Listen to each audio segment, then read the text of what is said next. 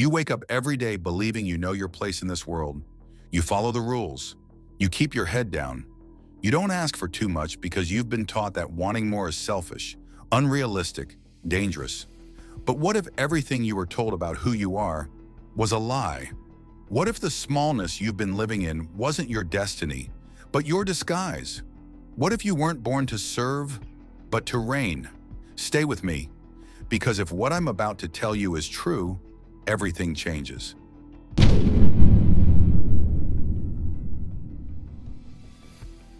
Let me paint a picture. You spend your days doing what's expected. You clock in, you follow instructions, you meet the quota. You're good at it too. People say you're dependable, responsible, a hard worker. But late at night, when the world goes quiet and you're alone with your thoughts, there's this whisper, a voice you can't quite silence. It says, "Is this it? Is this all I was made for?" You brush it off. You tell yourself to be grateful. After all, you have a roof over your head, food on the table. Who are you to want more? So you shrink. You make yourself smaller. You apologize for taking up space. You convince yourself that ambition is arrogance, that dreaming big is naive, that the people who shine were just born different. And here's the cruelest part. The world rewards you for this. They praise your humility, your sacrifice, your ability to stay grounded. They tell you that knowing your limits is wisdom, that accepting your role is maturity. But what they don't tell you is this: knowing your limits and accepting someone else's opinion of your limits are not the same thing. You weren't born to follow rules you didn't write. You weren't created to live inside a box someone else built for you. But somewhere along the way, you stopped asking if the life you were given was the life you were meant for. You became a servant, not because you chose it, but because it was chosen for you. And the saddest part, you learned to call it fate.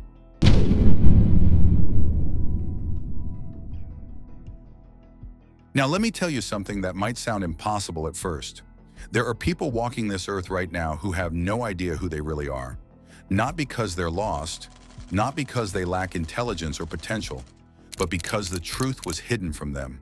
Imagine this: a child born into royalty, stolen at birth, raised in poverty, fed scraps instead of feasts, taught to bow instead of command, trained to believe that their bloodline was common, their name worthless, their future small.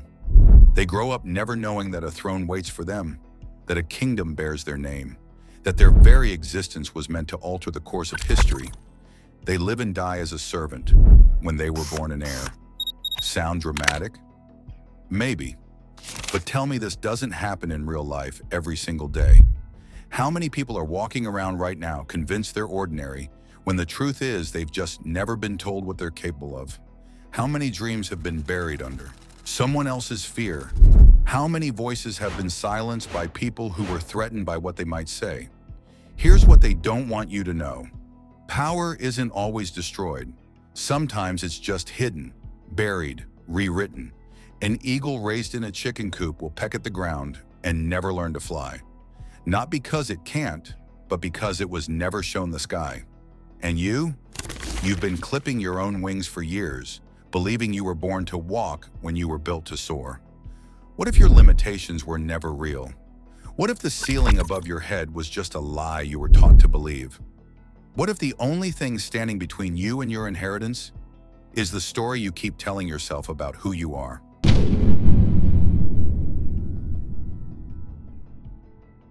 There comes a moment in every hidden heir's life when the truth starts to break through. It's not always loud, it's not always dramatic. Sometimes it's just a feeling, a restlessness, a growing suspicion that the life you've been living doesn't fit anymore. You start to notice things. The way people react when you speak with confidence. The way doors open when you stop asking for permission. The way the world shifts when you stop shrinking. And it terrifies you. Because if you're more than what they said you were, then everything you've accepted as truth starts to crumble. The excuses, the safety, the identity you've built around being small. This is the moment of awakening, and it is brutal. Because on one side, there's comfort, the known, the predictable, the version of you that everyone already accepts. And on the other side, there's truth, the unknown, The version of you that's been buried, waiting, clawing at the surface, demanding to be seen. You feel it in your chest. That tightness, that pull. It's not anxiety. It's not fear of failure. It's fear of success. Fear of becoming. Fear that if you step into who you really are, you'll lose everyone who only loved the version of you that stayed quiet. So you stand at a crossroads. Do you go back to sleep? Do you convince yourself it was all in your head, that you're being dramatic, that you should just be grateful for what you have? Or do you ask the one question that changes everything? What if they were wrong about me? That question is dangerous, because once you ask it, you can't unhear the answer. And the answer is this: they were.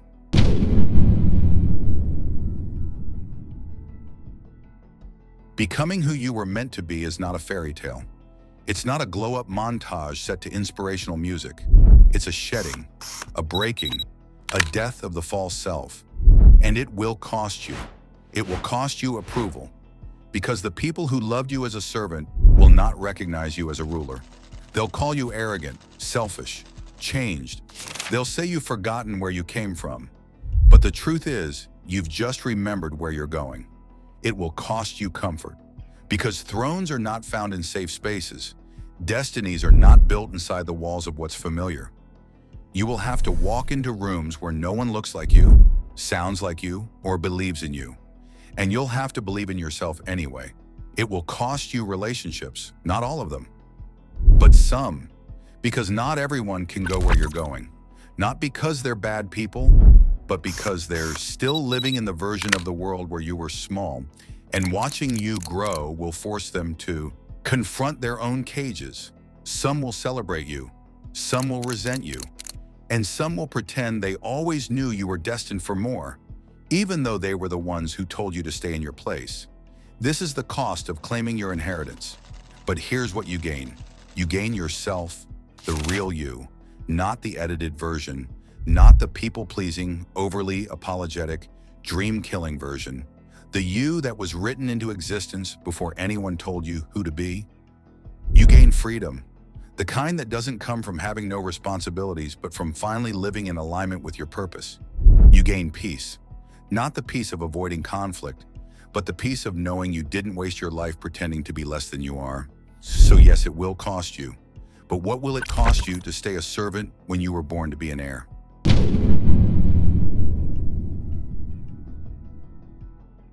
But before we get to the end, we need to talk about the people who keep the lie alive. Because you don't spend your whole life believing you're a servant by accident. Someone taught you that. Someone reinforced it. Someone benefits from you never knowing the truth. These are the guardians of the lie. They're not always villains. Sometimes they're the people who love you. Your parents who told you to be realistic because they were protecting you from their own failures. Your teachers who said you weren't college material because they couldn't see past your zip code. Your friends who mock your ambitions because watching you rise means confronting their own stagnation. They don't wake up plotting your downfall. They just need you to stay where you are. Because your smallness makes their world make sense. Think about it. If you're a servant, then the system works. The hierarchy holds. Everyone stays in their lane, plays their part, keeps the machine running. But if you're an heir, if you were never supposed to be down there in the first place, then everything they built their identity on starts to crack. So they'll tell you to slow down, to be patient, to wait your turn. They'll disguise control as concern, fear as wisdom, limitation as love. And here's the thing. They'll do it so convincingly that you'll think they're right. You'll think the voice telling you to dream smaller is your own common sense. You'll think the doubt creeping in is just being realistic. You'll think playing it safe is maturity. But it's not your voice. It never was. It's the voice of every person who needed you to stay small so they didn't have to face how small they'd become. And the moment you recognize it, the moment you can distinguish between their fear and your truth, that's when the cage door swings open. Because you can't be a prisoner to a lie you no longer believe. The guardians lose their power the second you stop asking for their permission to become who you already are.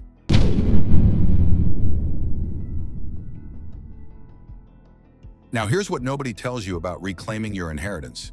It's not just about you. There's a kingdom that's been waiting for you, a realm that's been leaderless, chaotic, incomplete, because the rightful heir never showed up. And I'm not talking about some literal throne in a castle.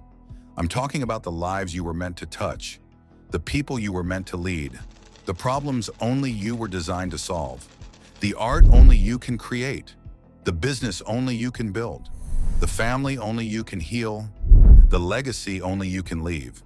There are people out there right now who need what you carry. They're wandering in the dark, waiting for someone who speaks their language, sees their pain, understands their fight. They're waiting for you, but not the servant version of you, not the watered down, playing it safe, apologizing for existing version. They're waiting for the heir, because here's the secret about inheritance. It's not just what you receive, it's what you're responsible for. You were given gifts, yes, talents, vision, a specific wiring that makes you see the world differently than everyone else. But those weren't given to you so you could hoard them, so you could play small and keep them safe and never risk looking foolish. They were given to you because there's work to be done that only you can do. And every day you spend pretending to be a servant, that work goes undone. Those people stay lost. That kingdom stays in chaos. This is what makes the choice urgent. It's not just about your happiness. It's not just about your fulfillment. It's about the fact that you were built for something specific, and the world is worse off when you abandon your post. The throne isn't just a seat of power, it's a seat of responsibility, and it's been empty long enough.